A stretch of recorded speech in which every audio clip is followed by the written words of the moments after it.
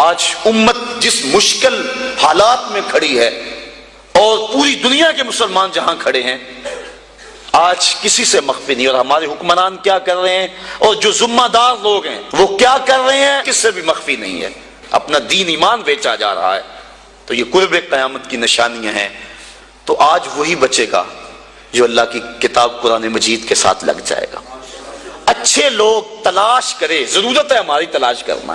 اگر اچھے لوگ کم ہو گئے تو ہم کہتے ہیں چلو نہیں تو نہ صحیح، یہ ہم کیسے کہہ سکتے ہیں جبکہ ہماری ضرورت ہے؟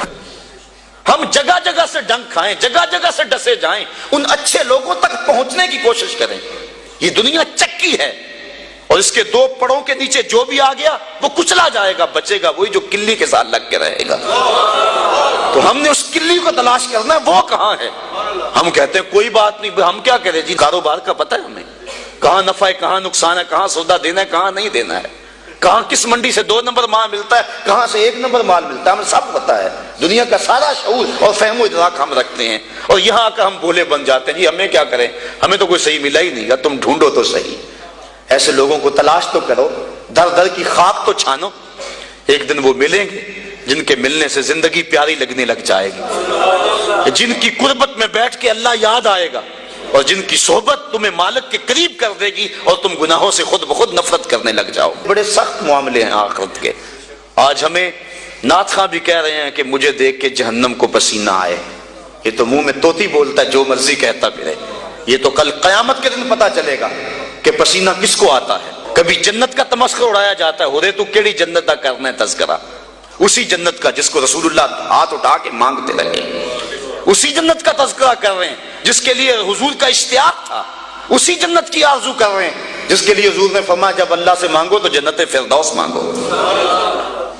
تو آج دلیری دی جا رہی ہے، آج پیر بیعت کرنے کے بعد جنت کا پرمٹ دے دیتا ہے۔ آؤ میں پیروں کے پیر کی کہانی سناؤں آپ کو۔ حضرت شیخ سعدی شیرازی فرماتے ہیں کہ ایک بندہ مطاف میں کنکروں کے اوپر پیشانی رکھ کے زاروں کے تار ہو رہا ہے، اور کیا کہتا ہے، اے اللہ مجھے معاف کر دے، نہیں تو قیامت کے دن اندھا اٹھانا، میں تیرا کیا تیرے بندوں کا سامنا بھی نہیں کر سکتا۔ اتنے درد سے روتا ہے کہ لوگ اپنی دعائیں چھوڑ کے اس کے لیے دعا کرتے ہیں۔ ایک بندہ تو چھوڑ چھاڑ کے قریب کھڑا ہو گیا اور کہتا ہے مالک اسے معاف کر دے، مالک اسے معاف کر دے۔ کافی دیر کے بعد وہ شخص جو روتا تھا اٹھ کے جانے لگا۔ اس کو تجسس تھا کہ میں دیکھوں تو صحیح یہ کون ہے اور اس کو تسلی بھی دوں کہ اللہ بڑا کریم ہے، تجھے معاف کر دے گا۔ جب اس نے جھک کے جھانک کر دیکھنا چاہا تو چیخیں نکل گئیں۔ یہ زاروں کے تار رونے والا وقت کا غوث شیخ عبد القادر جیلانی، آج کا پیر تو گارنٹی دے رہا ہے نا۔ آؤ اس پیر مرید کی کہانی سنا رہا ہوں۔ حضرت جنید بغدادی فرماتے ہیں میرے ماموں نے تنہائی میں مجھے بلایا اور مجھے وصیتیں کی۔ جب ایک وصیت کی تو میرے پاؤں تلے سے زمین نکل گئی۔ کہنے لگے بیٹا جب میں مر جاؤں تو میری قبر بغداد سے باہر بنانا۔ میں نے پوچھا حضور کیوں؟ فرمانے لگے میری بدعمالیوں کی وجہ سے کہیں بغداد کی مٹی میری لاش کو قبول کرنے سے انکار نہ کر دے اور میں لوگوں کے سامنے رسوا نہ ہو جاؤں۔ یہ ہیں وہ لوگ تتجافا جنوبہم عن المضاجع، جن کی کروٹیں بستروں سے الگ رہتی ہیں، اللہ کو خوف اور طمع میں پکارتے ہیں، لیکن زندگی کا ایک ایک لمحہ تقوی سے عبارت ہے۔ دنیا میں تکلیفیں سہی۔ حضرت امام جعفر صادق ساری زندگی ٹھنڈا پانی نہیں پیا، فرماتے تھے کیا خبر کہ اس کے حساب میں چکڑا جاؤں، اور آپ کے مریدین بیٹھے ہوئے ہیں، آپ بھی بیٹھے ہوئے ہیں، لوگ بیٹھے ہیں۔ کہا یار آج ایک دوسرے سے وعدہ نہ کر لیں؟ کہا کیا؟ کہا ہم میں سے جو بھی جنت میں جائے وہ دوسروں کو ساتھ لے کے جائے۔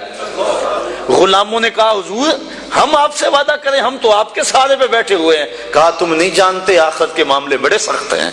یہ امام جعفر صادق کہہ رہے ہیں، یہ ان کی زندگی ہے۔ جن لوگوں نے اس بات کا خیال رکھا کہ ہمارے رب نے ہمیں پوچھنا ہے اور ایک ایک بات کا ہم نے جواب دینا ہے، یہ بات درست ہے کہ اللہ اپنے فضل سے معاف کرے گا، لیکن سحری کے وقت اٹھ کے سسکیاں بھرنے والا اور رات شراب خانے میں گزارنے والا کیا قیامت کے دن ایک صف میں کھڑے کر دیے جائیں گے؟ یہ کیسے ہوگا؟